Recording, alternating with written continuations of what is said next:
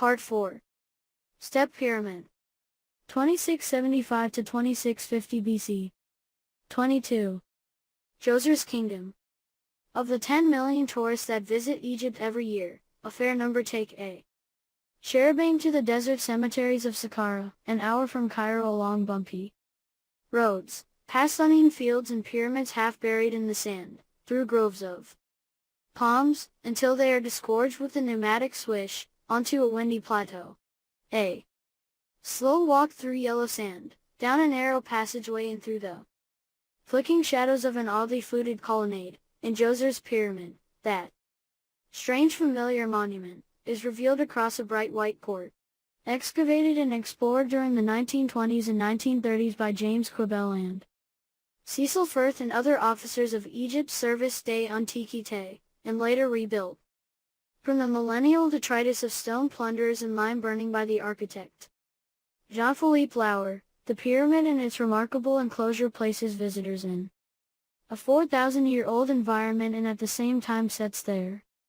imaginations running through a maze of ancient festivals and spirit palaces, and hoary tales of King Djoser and a famous vizier. And through all of this, plain, uninscribed and largely unexplained, the ancient buildings stand silently around. And you might never guess that this grand enclosure, with its enormous pyramid and a faint air of the champ de Mars, had been the place where many ancient Egyptians had thought their history had begun. At the beginning, Djoser's builders had not meant to make a pyramid at all, having started the construction of the royal tomb with a scheme to make a different architectural novelty, a 200-foot square slope-sided mastable entirely built from blocks of well-cut stone. Only after 2 decades of change and alteration did the step pyramid, as the construction is now known, emerge, in oblong architectural pile rising in 6 slanting steps to a height of around 200 feet. To form the first Egyptian pyramid, a work that in the making, had consumed 600,000 tons of limestone blocks, 120 tons of granite, and some 70 tons of copper chisels. The pyramid, however, was but half the work that Djoser's builders undertook at Saqqara. By the time of his death, it was standing at the center of a near 40-acre enclosure, a rectangle of beautifully made stone walls niched in the Syriac pattern of the early mastabas. And inside this mile-long perimeter were row upon row of dummy buildings, entirely made of blocks of fine white stone. To the west of the pyramid, there were long, low, stone buildings with the appearance of extended mastabas, whose labyrinthine underground galleries have yet to be fully explored and which appear to have held huge quantities of wheat. To the north, there is a colossal 3-tiered altar and other long, low buildings that are also as yet largely uninvestigated. To the east, there was a beautiful series of open courts, each one lined with groups of finely finished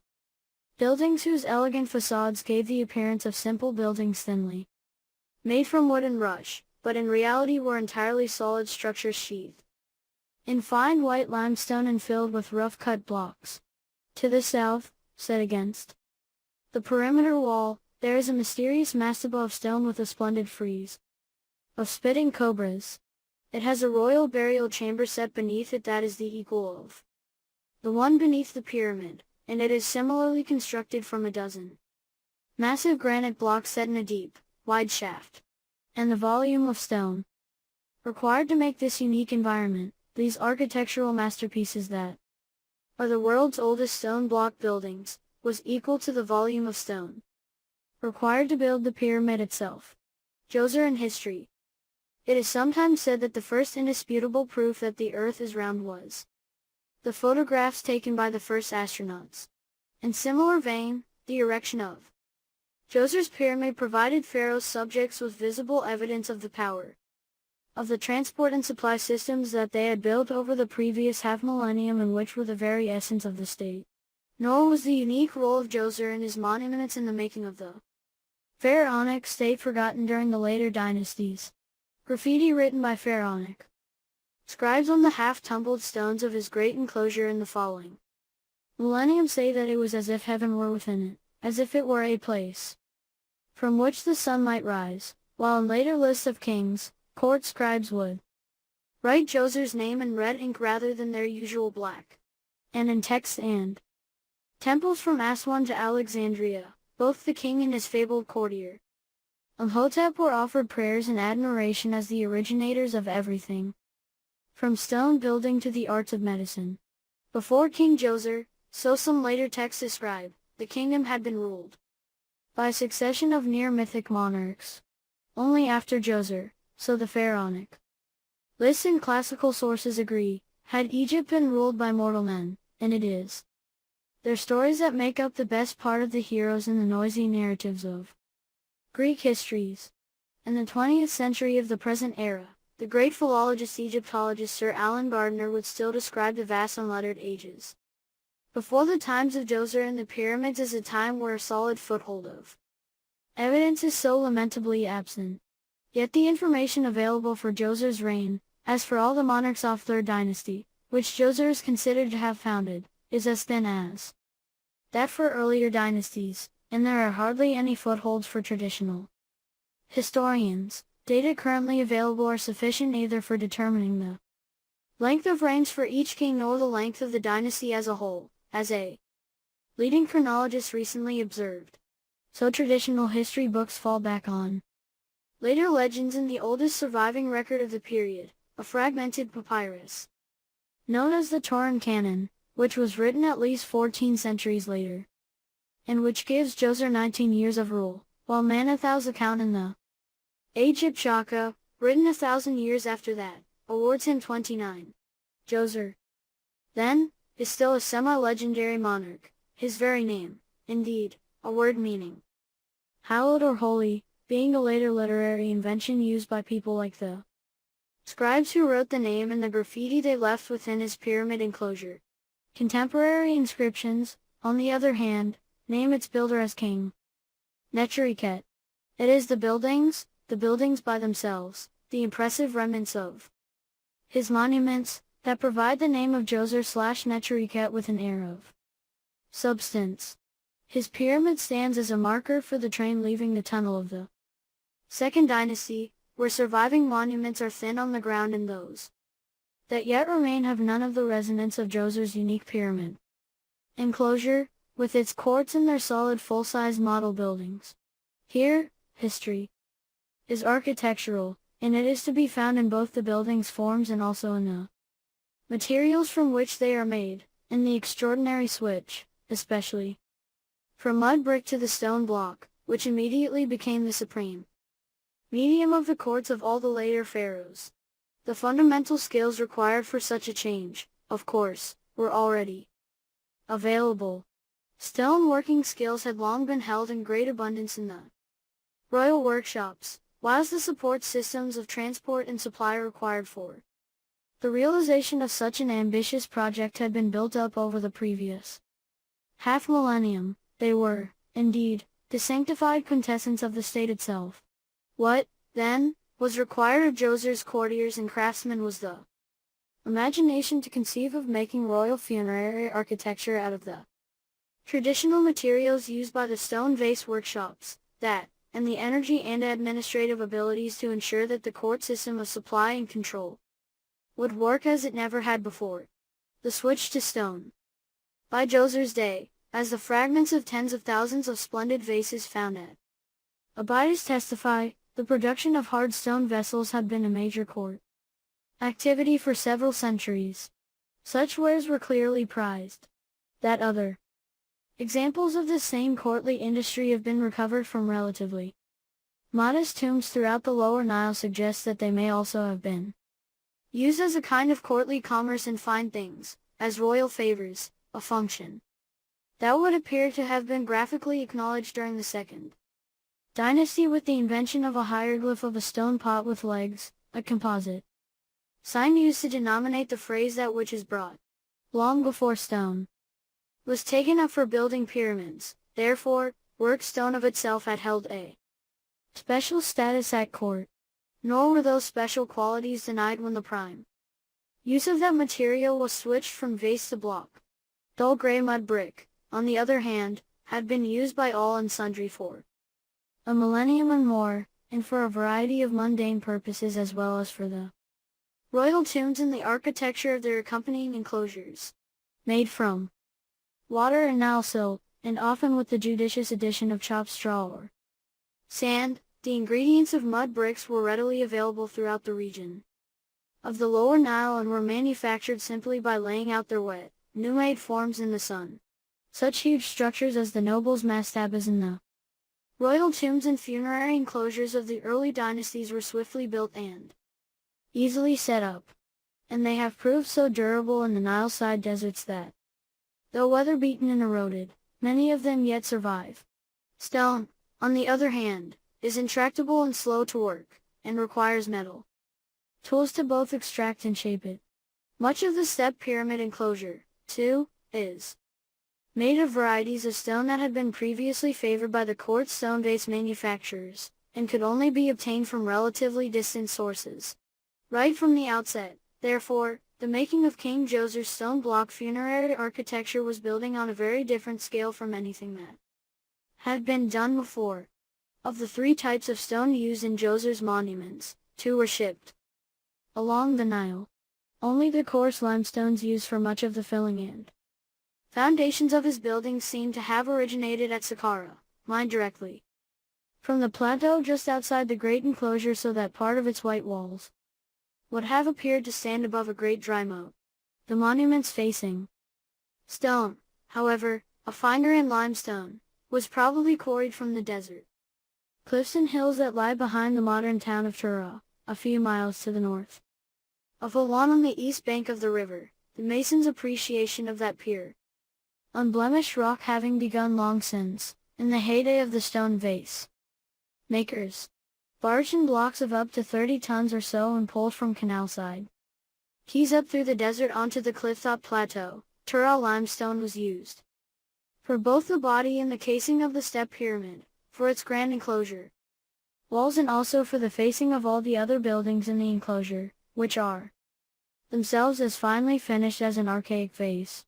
Djoser's burial chamber, though, is a rough affair made up of 10 blocks of granite, each weighing 12.5 tons, the numbers that are marked on their surfaces suggesting that they had been designed and trimmed to fit in their allotted places before they were erected at the bottom of the burial pits, along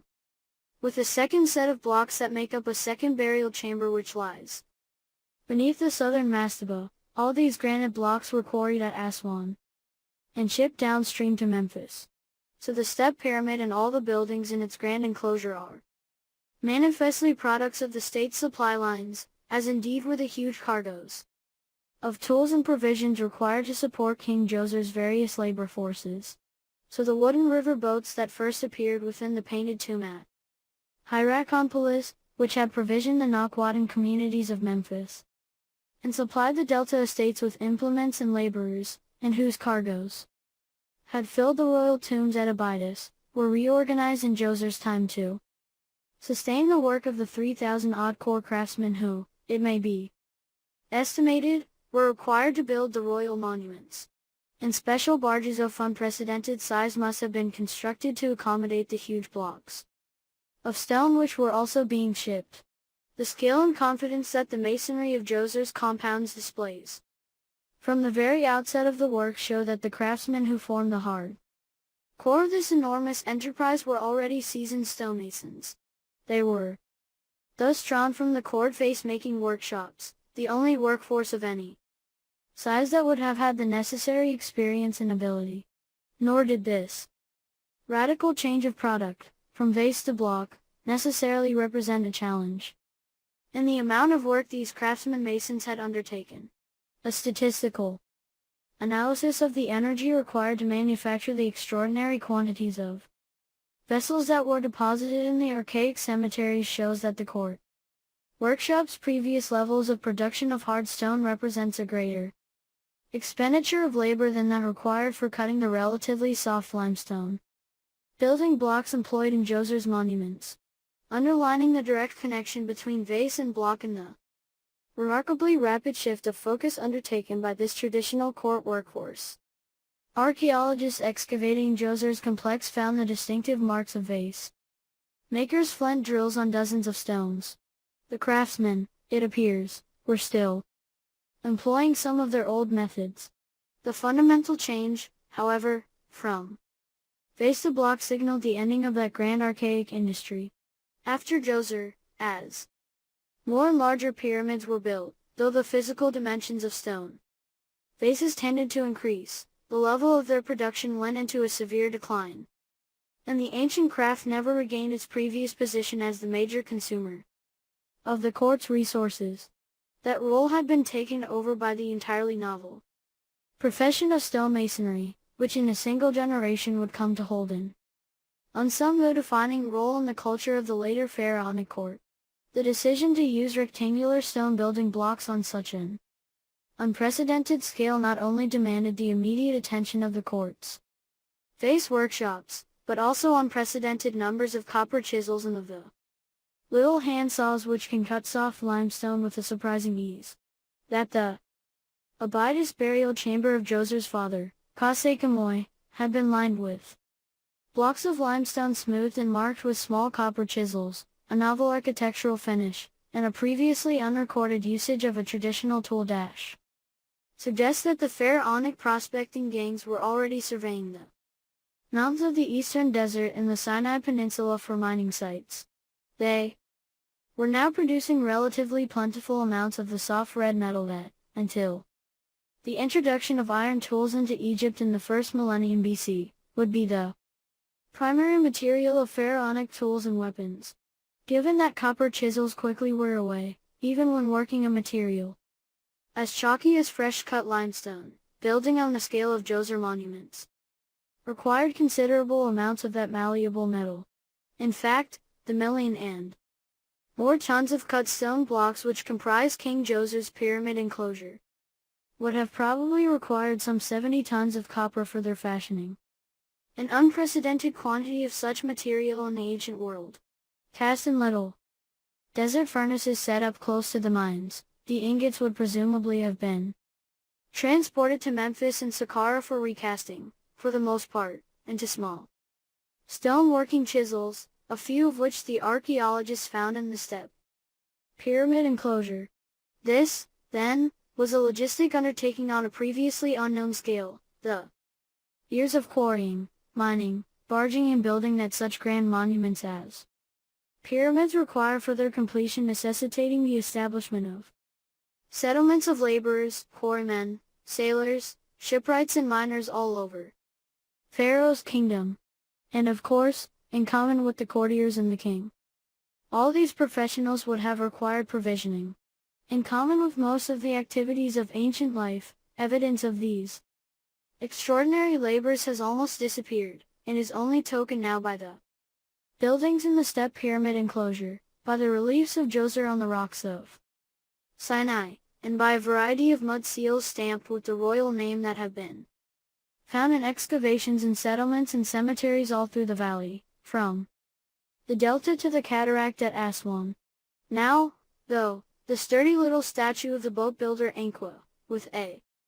woodworker's adze hooked on his shoulder and the scribal pens and inks that are similarly worn by Hesi Re on some of his reliefs, speaks of the growing importance of those two professions at King Djoser's court. Just as the pyramid marks the beginning of the new-made profession of the stonemason, so those courtly images speak of the rise of a new kind of bureaucracy, a core element of Djoser's changing kingdom, and another augury of the later order of the state. Just as the pharaonic scribes of later ages who graffitied the step pyramids enclosure had understood, Djoser's reign marked the beginning of a brand new era. As his buildings had risen on the Saqqara plateau, the very process of their making came to define the size, the structure and the outreach of the later state. At a single stroke, the change from mud to stone became the catalyst that would facilitate the transformation of a precocious prehistoric culture into an elegant and millennially successful kingdom. To make a pyramid. The decision to break with the traditional construction techniques of mud brick, and in effect turn Khase limestone block burial chamber inside out, involved considerable amounts of trial and error and large amounts of time and court resources, as the complex melange of block sizes and bonding visible in The lower portions of King Djoser's pyramid still clearly testify that these elaborate experiments in construction were being undertaken at the same time as additions were being built onto the original square stone mastaba. Shows that, at exactly that same time, a new and distinctive architectural vision was arising. This was a vision that, if present estimates of the length of Djoser's reign are accurate, grew for the best part of a quarter century. Various antecedents have been claimed for the architectural form of Djoser's pyramid at Saqqara, modest mud brick structures, mostly, that had been built over some of the great mud brick burial chambers of the First Dynasty and which by Djoser's day had been buried for a century and more. And, of course, the indelible outline of King Djoser's pyramid is self-evidently something other than the happenstance of copying the bonding of mud brick. At the same time, though, the pyramid's fundamental qualities derive from a venerable design tradition. Its crisp silhouette and fine, pure form, the concentration on a superb finish which, though now largely missing from the pyramid, is still evident amongst the other buildings in the step pyramid's enclosure hark back to the design tradition of Nahuatl craftsmen and the finest products of the court vase-making workshops. Strictly speaking, stone block building had not been an innovation of King Djoser's time. Slabs and shafts of granite and fine limestone had long been used as paving stones and door jambs and portcullises in the corridors of the great mastabas of the First Dynasty, while stone slabs had also been employed as wall linings in some smaller near-contemporary tombs at Hawan, as well as that of Kasekamoi at Abydos. In similar fashion, the stacks of dry, rough stone which compose the foundations and the fillings of some of the buildings within Djoser's great enclosure bear resemblance to the fieldstone walls of the enormous stone enclosure, as yet largely unexcavated, that was erected in the time of Kasekamoi, in the desert behind Djoser's enclosure.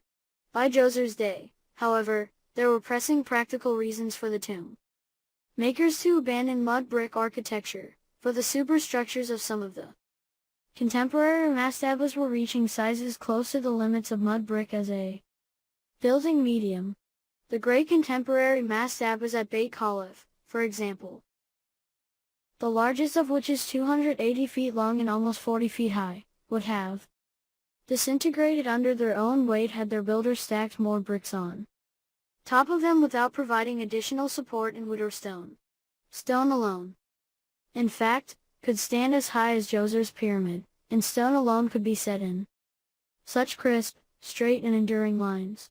The pyramid, however, was not the form that Djoser's builders had originally intended.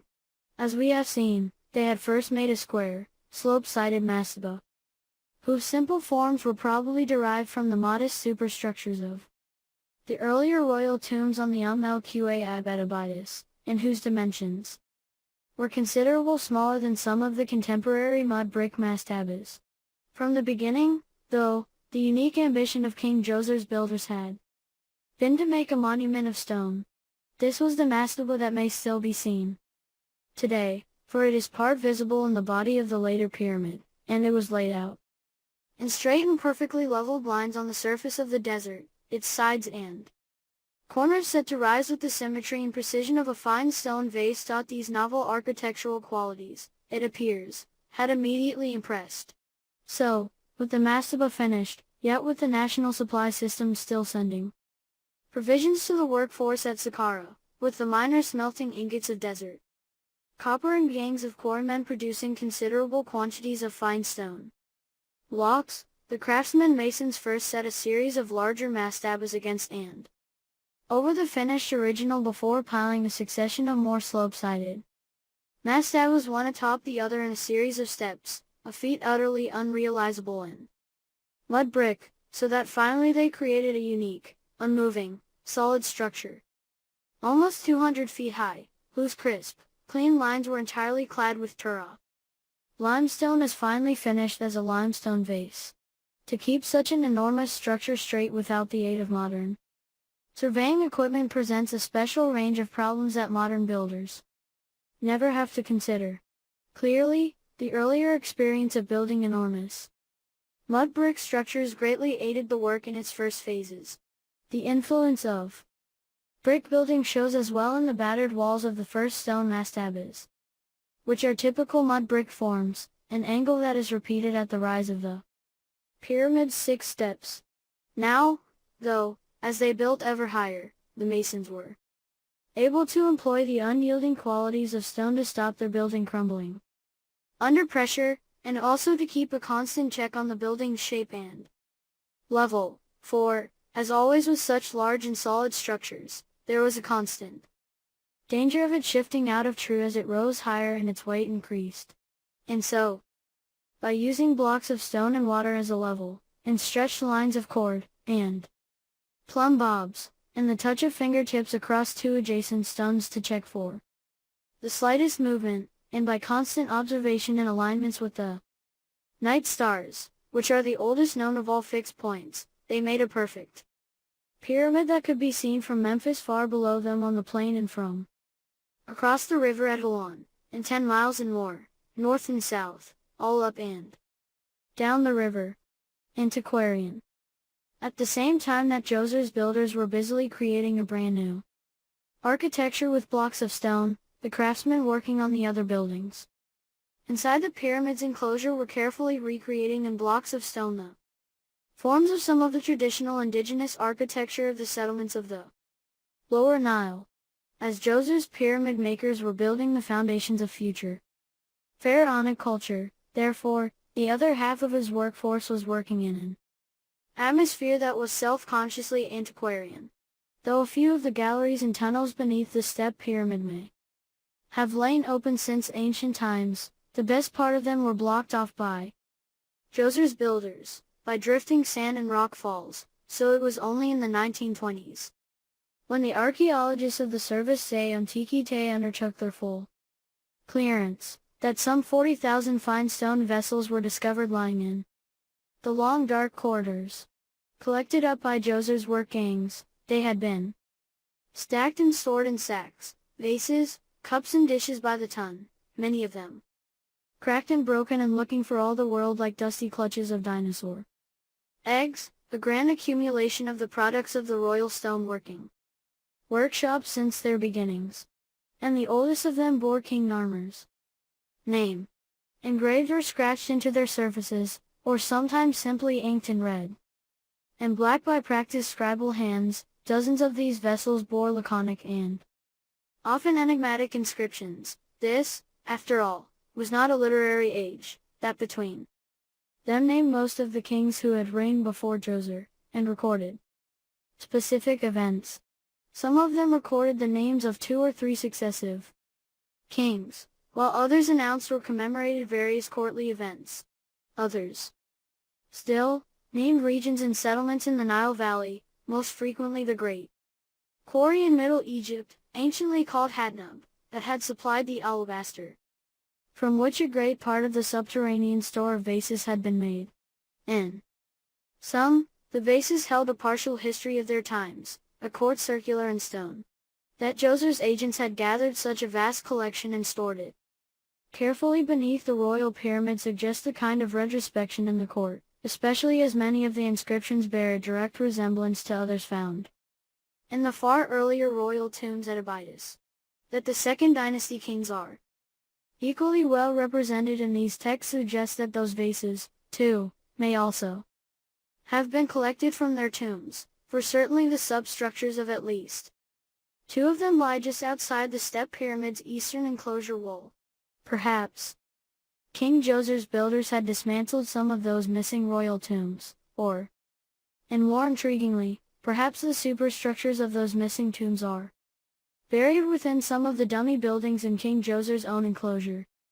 whose varied architecture, like the cache of vases, is itself a grand collection of much older forms. At all events, there was, clearly, a whole lot of thinking going on inside King Djoser's funerary enclosure, nothing less than a reprise, an architectural restatement, of the royal presence in the regions of the Lower Nile. Its very form. Indeed, those long white walls with the niche patterns of the Sarik in the palace facade, was derived from the great brick constructions of the earlier dynasties. Yet more remarkably, the lengths of those same walls were made precisely 10 times larger than those of the mud brick mastaba of Naqada built 3 centuries earlier and 300 miles to the south, in the Nakwadan heartlands. In similar fashion, the forms and proportions of the dummy buildings within the great enclosure were derived from building types that had been erected in the lower valley of the Nile since mid-Nakwadan times. Those modest constructions, whose images appear upon a range of archaic engravings and whose architectural traces Michael Hoffman and his colleagues had excavated at Hierakonpolis, were made of wood and reed, in mud and basketry. In Djoser's day, those particular structures would have been some 8 centuries old. Nonetheless, along with other early building types, the forms and the proportions of at least one of those building types were faithfully and resplendently reproduced in stone within the 6 open courtyards that lie along the east side of Djoser's enclosure, as well as making a geometric synthesis of some of the traditional forms of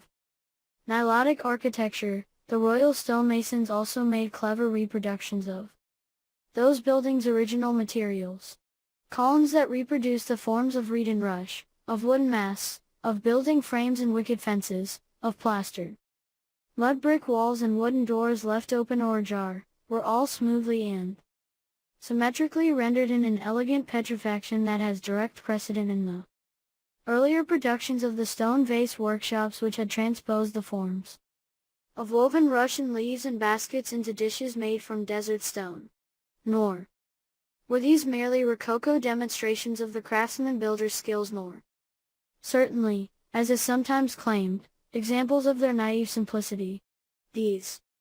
were painstaking reproductions of aspects of the traditional Nilotic world made with abstract blocks of fine white limestone. What, then, were these dummy buildings for? That many of them take the form of archaic shrines suggests they may be related to the rites of royal audience, of slaughtering, offering and tithing, the usual subject matter of many of the scenes in which the images of those shrines appear. It would be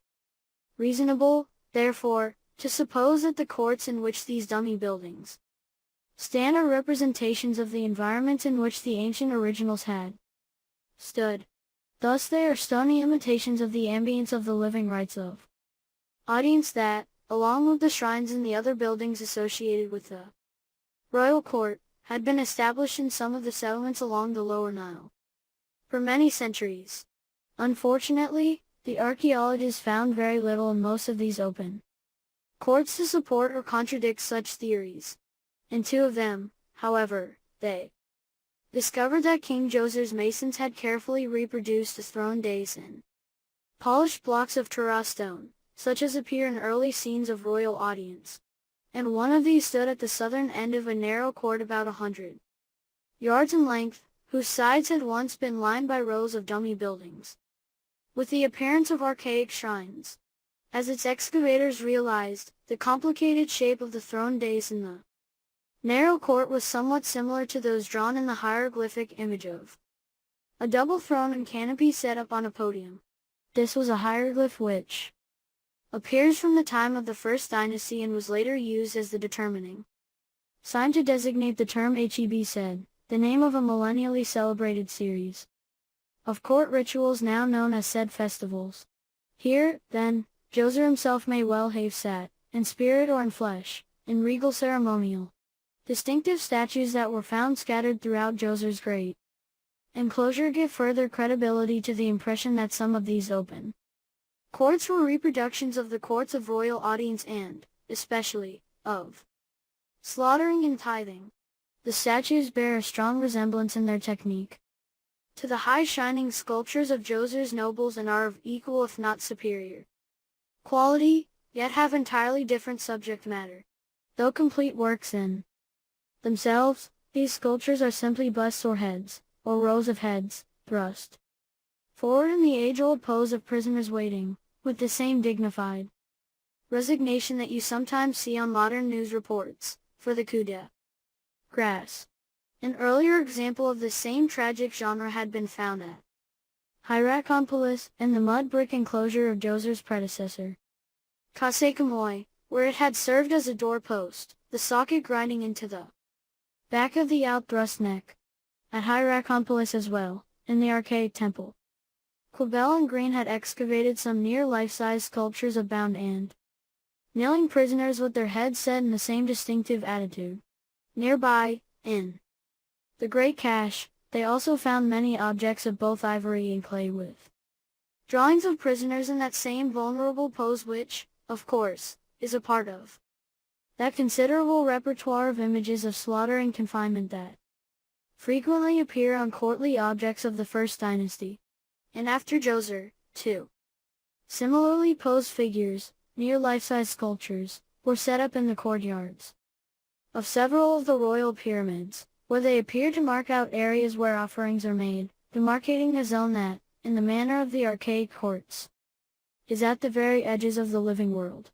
These sculptures, then, bespeak royal appearance and ceremonial. Another aspect of these same occasions is represented by a small group of unusual statues of bearded, standing males that were also made in Djoser's era, but which, being smaller and more portable, have been gathered up by dealers and taken out of Egypt, and thus have no known provenance. Though a different statue type from the so-called prisoner statues, they are of the same tradition, and may have been made in the same skilled workshops. These statues, though,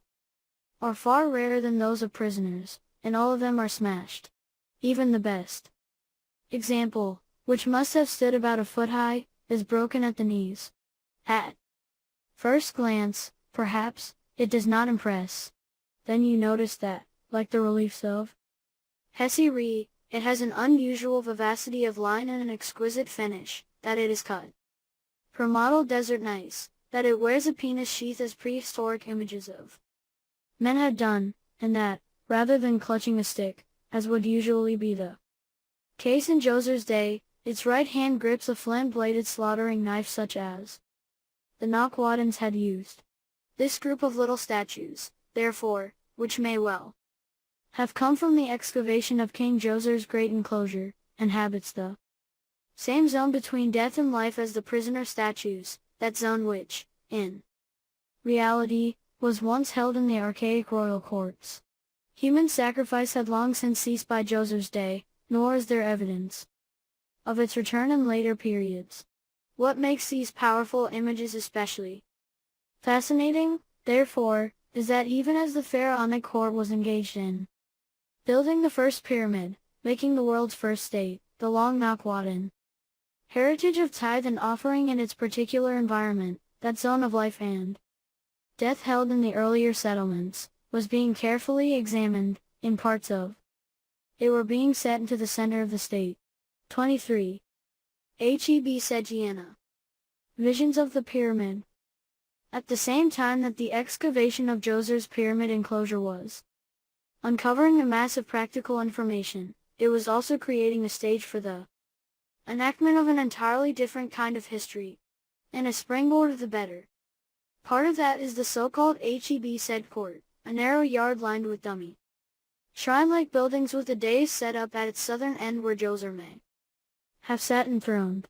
It is not difficult to picture such proceedings. King Narmer's mace head has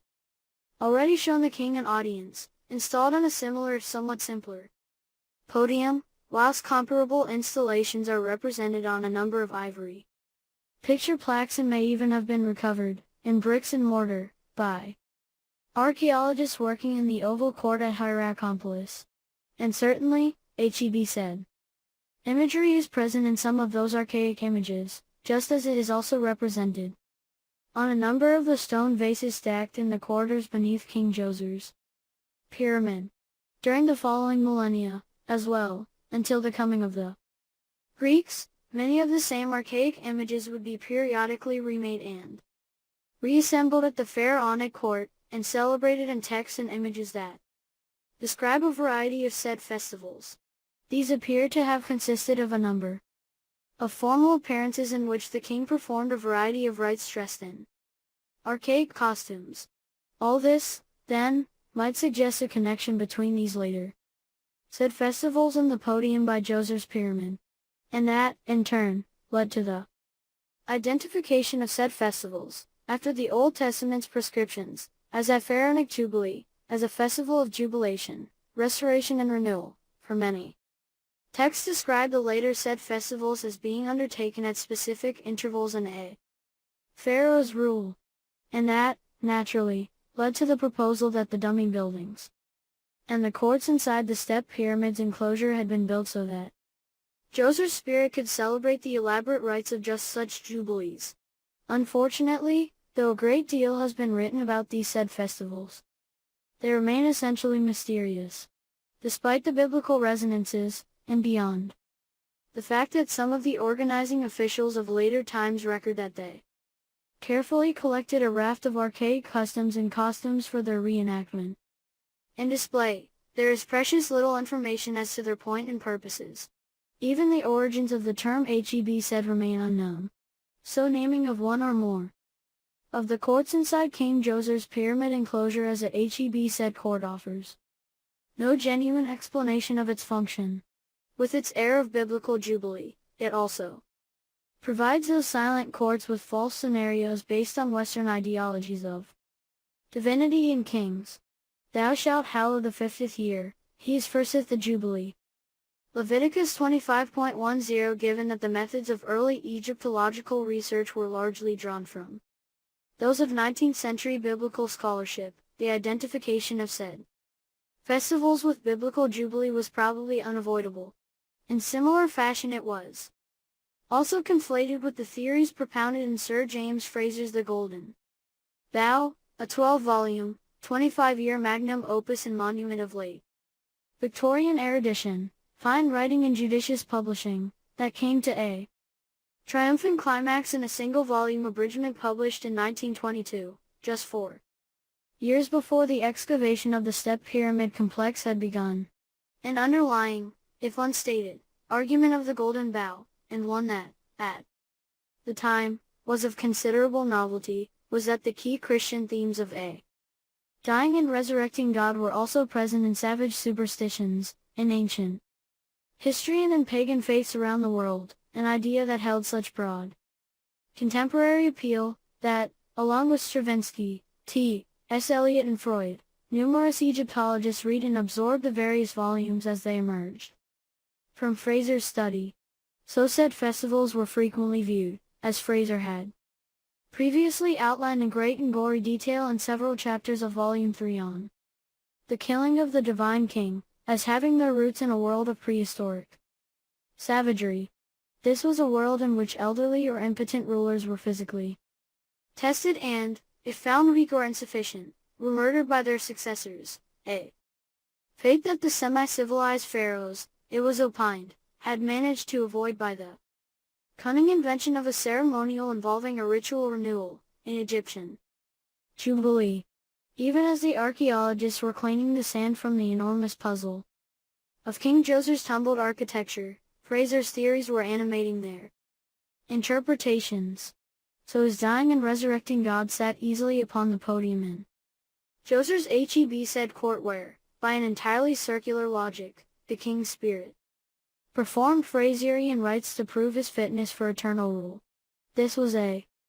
convenient scenario, one that corresponded nicely with the then current belief that pharaohs were considered to have been divine, another daydream, born of an imperial age in which many colonial administrators had imagined that, when tribal peoples, those simple souls, bowed the knee before them, they were regarding their foreign masters in exactly that same light. The Egyptian Leonardo. Fantasies of a somewhat similar vintage to that of the Fraserian said festival have also grown up around the making of the step pyramid itself, providing an unspoken answer to the essentially modern question as to the name of its designer. Most of these fancies are centered on the courtier Imhotep, a man who, because of his medical skill, as Manetho told in his Egypt Shaka, has the reputation of Asclepius amongst the Egyptians and who was the inventor of the art of building with hewn stone. Such was Imhotep's fame in later millennia. Indeed, that scribes would sprinkle a few drops of water in deference to him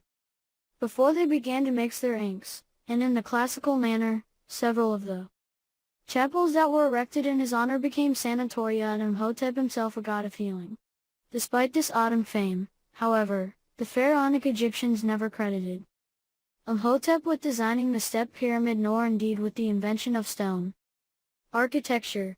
All of that is a mix of Hellenizing myth and traditional translations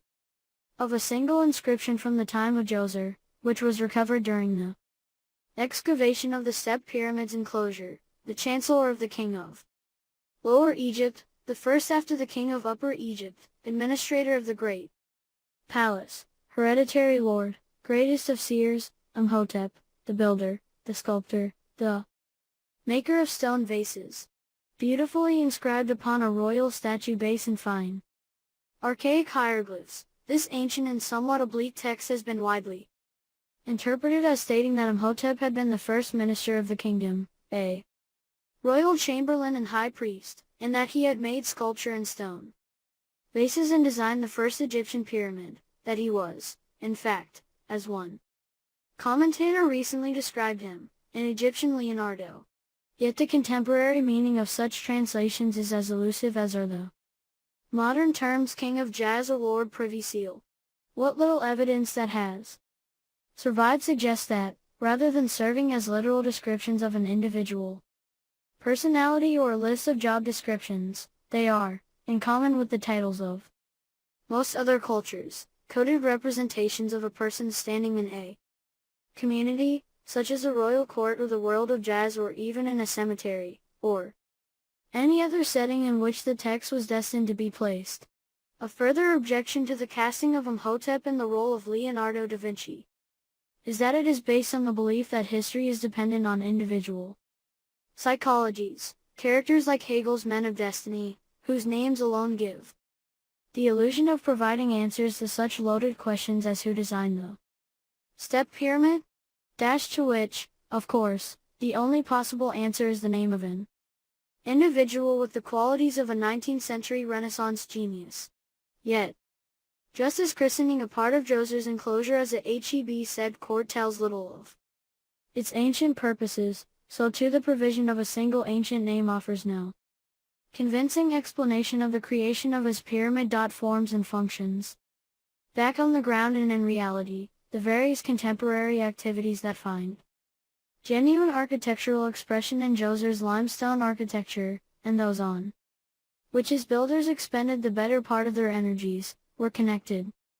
with the physical well-being of the dead king, the hefty burial chamber set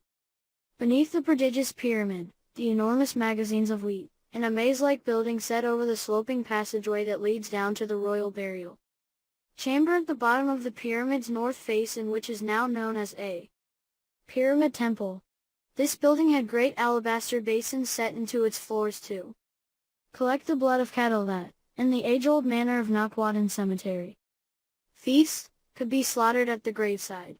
The other parts of Djoser's funeral enclosure, however, the courts of dummy buildings that appeared to have been formal replicas of the key environments of the living state, seem to have been concerned in some way with the king's incorporeal needs. It is these, of course, that are now haunted by the ghosts of Fraser's resurrecting gods and by the modern studies of a variety of said festivals. 6 good clues. 2 groups of 3 limestone reliefs point to the contemporary purposes of those dummy buildings with rather more precision. Vigorous and celebrated works of limestone carving, with qualities similar to those of Hesse-Rees reliefs. They were engraved upon the walls of some of the subterranean chambers that lie underneath the pyramid in the southern mastaba. Set close to the 2 great granite burial vaults, the 6 reliefs were set in niches framed with splendid faience tiles whose forms give the impression of a building whose walls have been hung with matting made from fresh rushes. Each of these 6 panels holds 2 columns of hieroglyphs and an image of King Djoser engaged in various activities that are differentiated by 2 different poses. 3 of the panels show the king with legs akimbo, either running or striding. The other 3 place him in the standard ancient Egyptian pose of a figure with one leg in front of the other, a pose that, though it gives a Western the immediate impression of walking, actually shows him, as an examination of the musculature in the accompanying text will indicate, as a stationary standing figure. In his standing pose, Djoser wears either the traditional red or white crown, and holds a mace and a stick, the tools of royal slaughter. The accompanying cryptic hieroglyphs appear to indicate that he is visiting buildings whose hieroglyphic images resembled some of the dummy buildings in the pyramid enclosure. One of these buildings is identified as the Shrine of the Hawk that stood beneath the town of modern Edfu in Upper Egypt, another, as a shrine that stood on the site of the present town of Awsim to the north of Cairo, whilst the third appears to be the great house-the palace, of the king himself. The three panels that hold the running figure show Djoser stripped for exercise. It is an ancient pose. An image of King Dan, for example, performs the same action on an ivory label, and the figures of both Dan and Djoser are accompanied by two groups of semicircular images which, as later hieroglyphs, serve to denominate a term for the two banks of the Nile. Here, though, in these early images, the schematic drawings representing tongues of river silt may refer to some kind of boundary, for they are drawn on both sides of Pharaoh's striding legs, as if they were delineating a span of cultivatable land, such as would have been remeasured every year after the inundation of the river. Remarkably enough, two groups of those same signs were also reproduced in two solid constructions some 35 feet long and made of blocks of stone, which were set up along the center line of one of the open courts in Djoser's pyramid enclosure, lined up with the throne dais, which was situated against the southern baseline of the pyramid. These two distinctive structures appear like turning points upon a running track. These monumental hieroglyphs in the open court beside King Djoser's pyramid certainly suggest the accommodation of some kind of ceremonial, and this, in turn, has led to its being interpreted as an element of said festival architecture. For, though none of the inscriptions on Djoser's 6 reliefs specifically refer to Heb, the running pose appears in later images of those festivals. And so this open court with its throne base and two boundary posts was represented as a place where Djoser or his spirit ran in festivals of Jubilee. That, according to the followers of Fraser, had replaced the savage earlier custom, in which archaic pharaohs had been running for their lives. Halfway to Hollywood or scientific reconstruction of the ancient past? Even with the second throne dais in the so-called Heb court, the presence of an arena next to Djoser's pyramid is hardly sufficient evidence to conclude that the grand settlement of dummy buildings beside the step pyramid were set up for the enactment of eternal said festivals. And certainly our present knowledge of the early dynasties hardly supports the notion that, in spirit or in flesh, the first pharaohs had been Fraserian savages decked out on occasion in a collected mishmash of scholarly Heb Sediana. What Djoser's 6 reliefs do carefully and clearly show, however, are images of the king visiting a palace and two shrines and engaging in another activity, involving two structures that apparently denoted tracts of land, now replicas of similar buildings, as we have seen, stood in the open courts in Djoser's great enclosure, as did two monumental structures representing tracts of land. Taken as a whole, therefore, this would imply that Djoser's enclosures, with their sculptures in their throne bases, their open courts, their dummy shrines and palaces, were an elaboration of the architecture of various offices of the living kingdom, the kingdom that under royal aegis had provisioned the living court of Memphis for centuries. Such an explanation would naturally accommodate the notion of the celebration of said festivals in whatever form they may have taken in King Djoser's day, for, as reproductions of the formal environments through which the king had moved in life, they would encompass the courts in which such rites and festivals were celebrated. At the same time, it also supplies a resolution to the puzzle of the two great tombs that lie just 700 feet apart inside Djoser's funerary enclosure, for now they may be seen as examples of the two courtly tomb types of Saqqara and Abydos. As to the enclosure's purposes, it is significant, though seldom noticed, that There is no trace of a master plan in its surviving buildings, no evidence, either, that their makers were following a symbolic program in the manner of the makers of mosques or churches. Quite the reverse, in fact. Many parts of Djoser's funerary architecture were altered many times and in a variety of ways. And some, such as the so-called Heb court, were never finished. Like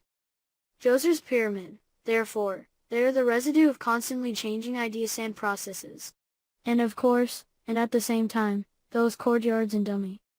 buildings also represent the offices of state. Whatever else they may have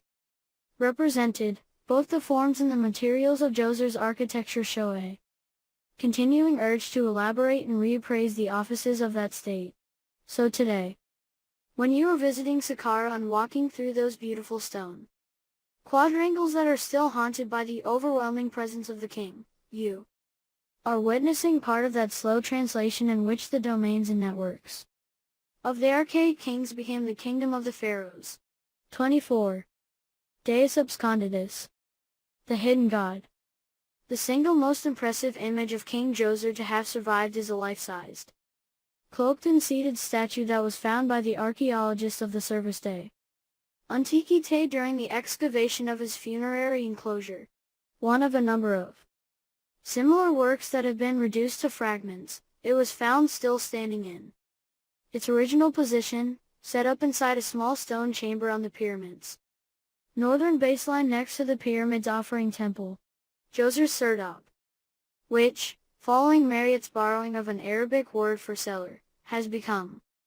the common term for such enclosed compartments, had a pair of 2-inch holes drilled through its north wall at the height of the statue's eyes, a device which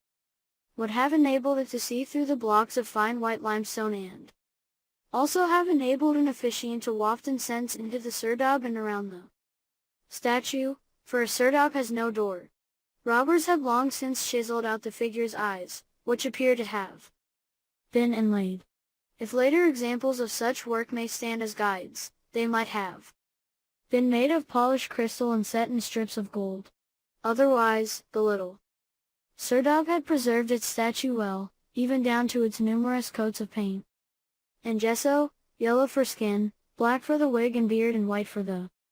enfolding cloak, which appears to have been repainted on numerous occasions, and which, therefore, suggests that, like Hesse-Rie's reliefs, it may have originally stood in a more open place. Despite its disfigurement, even perhaps, in part, because of it, this is one of the greatest of Egyptian sculptures. It is also one of the most original, for though the cache at Hierakonpolis had preserved 2 small, similarly posed statues of Djoser's predecessor, when set beside this masterwork, a focal point of Djoser's funeral estate, they appear tentative and inconclusive. This statue, then, is an epitome of earlier representations, like the buildings in the pyramid enclosure, a majestic summation of centuries of courtly development, its mass and detail most beautifully balanced and designed. Yet it is not those formal qualities that make it stand out from the rest. Many later works are its equal in all of those respects, but rather that the figure of itself, the tension and control in its every line that, despite its blinded eyes, gives it superhuman presence. The domain of the shrine. That such a splendid image had been so cleverly employed in Djoser's funerary complex made it easy to imagine that the numerous empty niches in the rows of dummy buildings which lined the courts by Djoser's pyramid had sheltered a great wealth of statues, and that some of them may have represented the deities whose shrines the royal stonemasons had so carefully reproduced. If that were true, if some of the dummy buildings inside Djoser's pyramid enclosure that are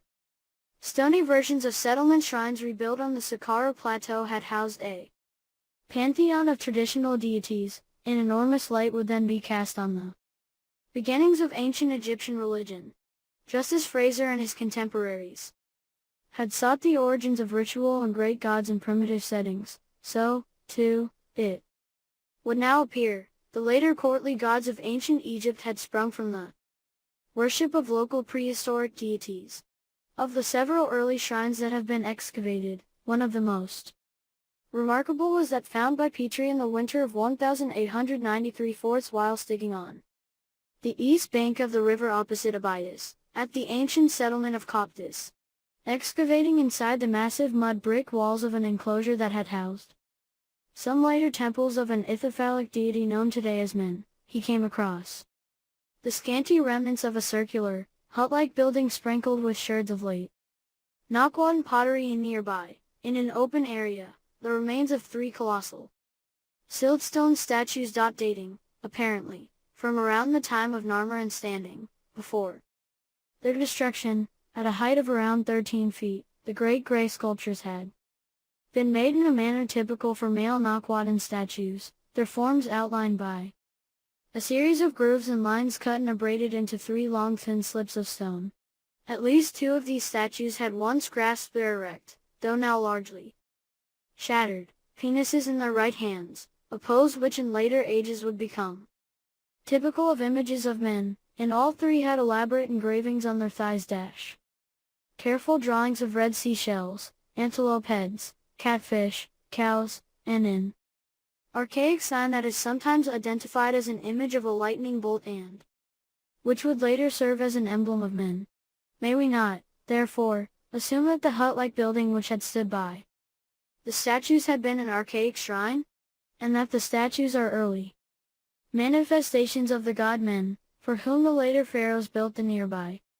temples? Was this not proof, therefore, that the origins of the deities of the pharaonic state were to be found in the shrines of local prehistoric deities? Unfortunately, however, not one of ancient Egypt's celebrated gods, from Amun-Thoth, makes an unambiguous appearance in the surviving relics of ancient Egypt until decades after the death of Djoser. In this respect, if the statues at Petrie found at Coptis had been much older images of the god Men, whose later temples stood close by, they would be a unique exception. Of all the distinctive signs that are shown beside the images of shrines on archaic engravings, the stork, the lightning bolt, the hawk, and all the rest that had been employed in a variety of contexts since Nakwan times, only a handful would become the attributes of later deities of state. Nor is there evidence that those ancient motifs were regarded as the original manifestations of later deities. What, then, or who, could have inhabited the niches in the archaic shrines of Djoser's revolutionary stone architecture? Since Petrie's time, excavations at many sites both in the Delta and the Nile Valley have uncovered a variety of archaic shrines which have all contained a remarkable similarity of furnishings, a diversity of modest figurines of animals and humans made in a variety of materials, some pallets, some pottery and mace heads, and some slaughtering knives and incense burners. A very well-preserved collection of just such objects has recently been recovered in excavations at the Delta site of Tel al-Farqa. The objects have been deposited on a number of different occasions in a succession of shrines set one above the other, a find that, apart from the usual pottery and knives, comprised a lively collection of tiny ivory models. These included baboons in little boats and people, some miniature hedgehogs, scorpions, birds and fish, shells, geese, cobras and, most remarkable of all, 2 gold-plated, stiff-standing male statues, around 1 and 2 feet tall that bear no specific resemblance to any later deity, and whose sculptural style is similar to that of the Coptis colossi. Such myriad images are typical of the surviving contents of these early shrines. None of them, however, holds images that identify them as those of the later gods of the pharaonic temples. Nor is there coherent evidence of an organized religion with a fixed repertoire of deities in the times of the first dynasties of kings. The very hieroglyph, indeed, that is commonly translated as God is a rendering of the ancient Egyptian neter sign, which though in later dynasties the sign may, indeed, be part equated with classical and early Christian conceptions of a god, may well have held somewhat different connotations in the period of the early dynasties. And still, in Djoser's time, as in earlier periods, there is no evidence of a developed state religion beyond that of royal ceremonial outside the panoply of the royal court, indeed, with its slaughtering and tithing, all the surviving signs of piety and of a confrontation with the supernatural are focused in the cemeteries, and here, at least, there may be a genuine continuity, for the netter hieroglyph, a kind of flying flag or banner on a stick, may originally have signaled the positions of individual graves or, more simply, places that of themselves held special power, a common strand of piety that runs through a great many systems of belief. It is unlikely, therefore, that the prehistoric shrines that Djoser's architecture imitates in blocks of stone would have housed images of greater sanctity than, say, the flags of modern nation-states that make their appearance beside modern heads of state. These could be seen in something of the same manner as the images of storks and hawks and the rest of the prehistoric signs that appear beside the early images of shrines. Such shrines, therefore, need not have housed images of specific gods at all, but have been holy places of themselves. And if that were true, the reproduction inside Djoser's enclosure would represent a gathering of their special power from all over Djoser's kingdom. As for the three great torsos that Petrie found at Coptis, though they certainly grasp at least one of the godmen's leading attributes, even the most ardent adherents to the belief that they are primitive images of that later god could hardly claim that these are images of the deity that texts will describe as a god of perfume and of deserts, as the husband of a half-dozen foreigners and the consort of the goddess Hathor, who in her aspect as a cow, complements Anathereth-men's roles as the bull, Kamut, in which aspect he is united with the Theban state god Amun, which, however, is separate from his identification as an aspect of the god Horus, in which guise, horsemen, he occasionally appears as the husband of the goddess Isis. That, after all, is but another Heb style speculative compilation, taken from the pages of 2 centuries of Egyptology. However, Berrycamp's recent re-examination of Petrie's Coptis excavation has shown that both the statues and their accompanying shrine had indeed been set up in an environment not unlike that of a Nakwadan burial ground, where ashy offerings were made. This in turn suggests that the spirit of the place had been closer to that of a contemporary cemetery than that of the state temples of later ages. Better, then, to think of this men-a name that is itself a Greek version of an ancient Egyptian original, as a kaleidoscopic personification. Aspects of men were variously employed over the millennia to describe a variety of conditions and relationships, and later manifestations often used archaic signage, as did the said festivals, to denote that their subjects held unfathomably ancient powers. It is hardly likely, therefore, that the numerous niches in the shrine-like buildings beside King Djoser's pyramid had held statues of the later gods, of which not a single trace has been found within the great enclosure. It is more probable that they had accommodated statues of the king himself, of which a large number of fragmentary sculptures have been recovered from the step pyramid's enclosure. These show Djoser enthroned, Djoser seated with a woman and children, Djoser posed like a caryatid dressed in the same distinctive kilt that Narmer wears upon his siltstone pallet in Djoser's feet, a beautiful broken relic of a life-size seated statue, resting on 3 images of the Rekite, and many other well-made and intricately decorated scraps that are so fractured and dispersed that even their poses have been entirely lost. At this same time, too, stony images of Pharaoh were also being set up under royal auspices in some of the old settlements. Random limestone fragments from early 20th century Italian excavations at Gabilan in the Nakwadan heartlands in Heliopolis north of Memphis hold images of Djoser and, perhaps, of his predecessor Khase-Kamoy, most beautifully engraved on blocks of stone. Though lacking the expansiveness and confidence of the subterranean reliefs at Saqqara, the hieroglyphs, the hairstyles and the accoutrements of the royal court are represented in jewel-like detail. They show a king moving vigorously across a wall, and the legs of a huge enthroned image of Djoser being grasped by tiny images of women, queens and daughters, some of whom will be buried close to His pyramid at Saqqara. It is as if, in Djoser's time, the royal presence held in the stones of his pyramid enclosure was moving out into the land, and the aura of the archaic kings had started to suffuse the pieties of local shrines. Enlarged and petrified, the offices of kingship and of the state itself had been vividly and concretely realized at Saqqara, and later times, the royal court. Its sculptors and its masons would move throughout the land of the lower Nile, building pyramids, tombs and temples, with palaces and offering places. And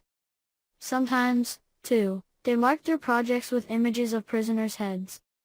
Those wretched figures from the deep archaic past that would always serve to mark the zone between life and death through which the pharaoh moved, the Deus Absconditus. 25. In consequence, the pyramid's effect. That in the time of Djoser the majority of court craftsmen had changed from stone vase making to stone block building had a profound effect on many different aspects of pharaonic culture. Previously, each and every craftsman had produced a series of individual pieces, just as they had done since prehistoric times, each vase maker displaying a particular sensitivity to the translucence and iridescence, the veins and flecks of each separate piece of stone they worked. Now, though, in the reign of Djoser, most of the court craftsmen had changed their way of working to accommodate the production of regularly sized quarry blocks that, when set together, made a single enormous form. Now, too, the craftsmen were working with stones that were physically so large that their quarrying, transportation and manipulation required the cooperation of a large number of people from a variety of professions. This, then, was a profound change in the manufacturing of courtly objects, a change of scale and procedure, that produced in turn a change of mentality and sensibility right across the court community, from the craftsmen to the courtiers who organized such enormous enterprises. There was, of course, an immediate and visible transformation in the quality of court architecture, from buildings that were largely, though not exclusively, made of organic materials, with handmade and often lively finishes, to something with the abstract perfection of a fine vase. They have something of those same qualities, indeed, that to the modern eye can provide the erroneous impression that this ancient architecture was as smoothly practical as the buildings of the modern world. At the same time, the repetitious nature of the labor required to produce tens of thousands of separate blocks of stone of near equal size, many of which were extracted from seamless quarries of white and perfect cliffs, was an entirely different process from working relatively small boulders of desert rock, each one of which had been individually selected. Previously, the vase makers had usually begun their work by using hand-operated drills with flint tips that cut right into the center of the stone. Now, though, work proceeded by shaping the blocks' exterior surfaces with the use of mallets and small copper chisels, a process requiring a precise knowledge of the qualities of limestone so that the stone could be worked efficiently and accurately in straight, flat lines without the tools bending or wearing at too fast a rate. Consequently, the work of the stonemasons and the other craftsmen of the royal workshops obtained an expansiveness, a confidence, in the reign of Djoser that it had never had before, responding directly to the mass production of large rectangular blocks of quarried stone. The notion of the block itself, as an abstract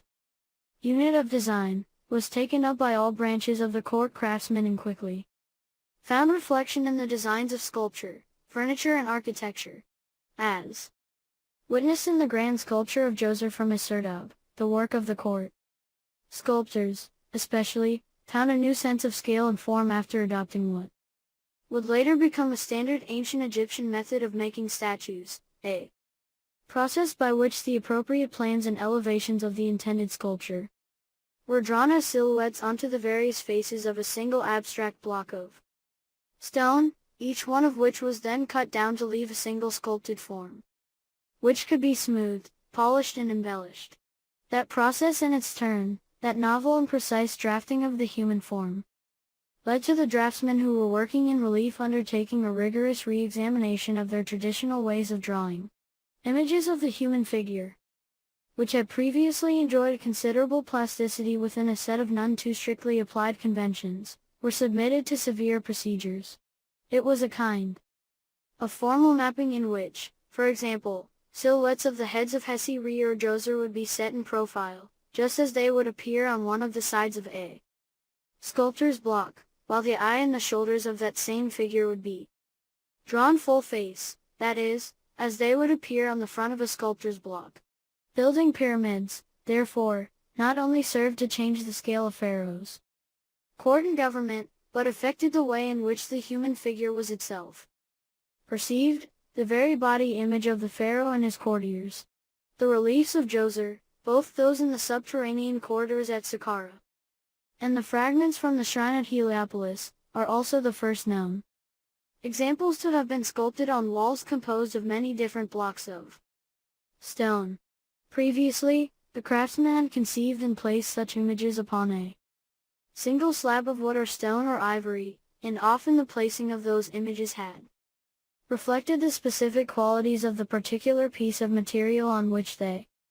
worked. Now, though, the linear arts were freed from such traditional restraints, and their images had been enlarged to the extent that they could be drawn across whole walls. Djoser's reliefs, in fact, show these processes in transition, for though the figures and their accompanying hieroglyphs have already been enlarged to cover large areas of a stone block wall, some of them are yet possessive that minuteness of detail found in the smaller earlier reliefs and even in the siltstone palettes, when the craftsmen were working on a single unique piece of stone. This opening up of size and scale, the freeing of the traditional images developed in the archaic workshops, is another aspect of the new way of working at the court, not as individuals, but as a group. Now, master drawings on portable materials such as limestone chips, and, probably, though they are now lost, sheets of papyrus, could serve as exemplars for statue making or relief engravings such as those set on the rocks of Sinai, which, though clumsy in their execution, show a sophisticated knowledge of royal regalia and a careful eye for composition. Such large-scale work, of course, could also be undertaken by groups of people working side by side and simultaneously, a process that led to the creation of communities of court craftsmen who would work together in extraordinary harmony on everything from pyramids to temples and colossal statues. It is no exaggeration, therefore, to say that the fundamentals of later ancient Egyptian courtly culture were crystallized during the construction of Djoser's pyramid complex. Neither is it an exaggeration to say that, at the same time, and equally remarkably, the making of those same buildings served as well to further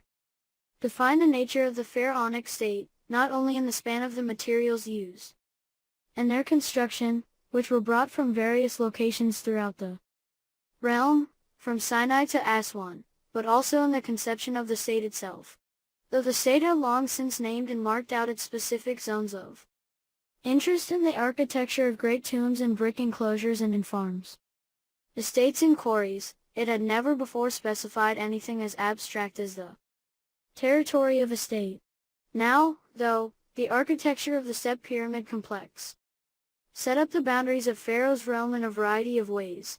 Nor was this an incidental or unthinking process, but a conscious preoccupation of the times, one indeed that is reflected in contemporary inscriptions, for the first known hieroglyphic inscriptions to contain the structure of a sentence to markate the properties of one of Djoser's courtiers. At least 3 different sets of boundary markers have been recovered in excavations by the step pyramid's enclosure, and they appear to have delineated and defined 3 tracts of land on the desert plateau. 2 of these sets were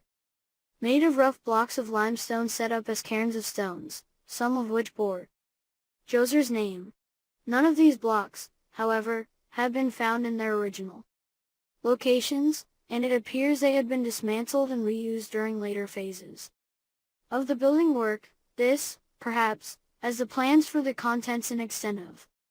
The enclosure had changed in the course of Djoser's reign. The third demarcation, on the other hand, comprises the two hieroglyphic markers that were set up in the great open court on the pyramid's south face, round which, in flesh or spirit, Djoser may have run or strolled or danced, just as he is shown in 3 of the subterranean reliefs.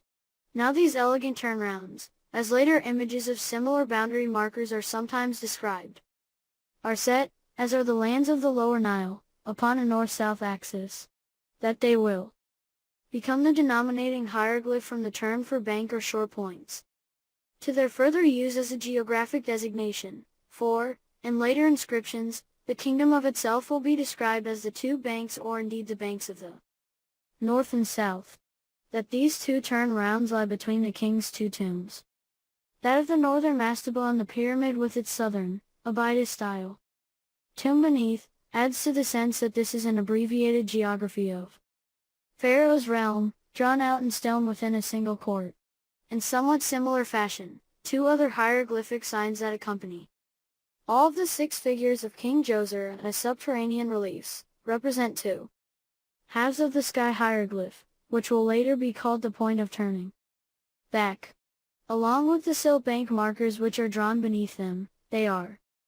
the boundaries of the pharaonic state, of its earth and of its sky. And, suitably enough, the 2 half sky signs are supported by 2 Shen signs that will signify the circuit of the sun.